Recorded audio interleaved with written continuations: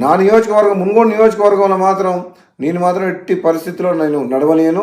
నాకు ఈ పదవి ఉన్నా లేకున్నా పదవి ముఖ్యం కాదు. నాకు ప్రజల ఆరోగ్యం ముఖ్యం, ప్రజల ప్రాణాలు ముఖ్యం. టెండర్ లేచి వైన్ షాప్ వాళ్ళకి ఏం చెప్తున్నామంటే, మీరు టెండర్ లేదలుచుకుంటే వైన్ షాపుల పక్కన పర్మిట్ రూమ్ అని ఉంటుంది. అది మా డే టైంలో తాగుతుర్రు. అక్కడికి వచ్చి అక్కడ అందరి చుట్టుపక్కల ప్రాంతంలో అందరికీ ప్రాబ్లమ్స్ అవుతున్నాయి. అక్కడ పర్మిట్ రూమ్ అనేది ఉండదు. మా మున్గోడులో మేము నడవలేము అని చెప్పినాం. అలౌ చేయను. నేను ఎమ్మెల్యేగా ఉన్నంత వరకు ప్రజల ప్రాణాలు, ప్రజల ఆరోగ్యమే నాకు ఇంపడి తప్పితే ప్రజల జీవితాలతో ఆడుకునే ఎవరు ఏ పని చేసినా ఎట్టి పరిస్థితుల్లో ఒప్పుకునే ప్రసక్తే లేదు. ఊరు బయట ఉండాల్సిన వైన్ షాపు ఊరు సెంటర్లో ఉంటుంది. బెల్ షాప్లోకి అమ్మొద్దంటే మళ్ళీ దొంగసాటుగా బెల్ షాప్లో అమ్ముతుండ్రు. అది అమ్మొద్దో చెప్తున్నా.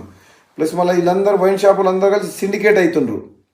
సిండికేట్ అవ్వడం వల్ల ఏమవుతుంది, రేటు పెంచి అమ్ముతుండ్రు, డూప్లికేట్ అమ్ముతుండ్రు. వేరే మండలాలు, వేరే నియోజకవర్గాలు, వేరే జిల్లా వాళ్ళు ఇక్కడ పార్టిసిపేట్ చేయొద్దు. వైన్ షాప్ లొకేషన్స్ కూడా తప్పున్నాయి. టౌన్లో, సెంటర్లో, పబ్లిక్ ప్లేసెస్లో పెట్టిండ్రు. అది ఊరు బయట పెట్టాలి వైన్ షాప్. అసలు తప్పకుండా ఈ మున్గోడుతో పాటు తెలంగాణ రాష్ట్రంలో ఈ ఎక్సైజ్ పాలసీని సమీక్షించి ఈ ప్రజల ఆరోగ్యం ఖరాబ్ చేసేది కాదు, ప్రజల ఆరోగ్యం మెరుగుపరిచే విధంగా మనం ఏ విధంగా ప్రభుత్వం పనిచేయాలనో ఆలోచన చేయాలని చెప్పి కూడా ప్రభుత్వం దృష్టికి తీసుకుపోతాను నేను తప్పకుండా.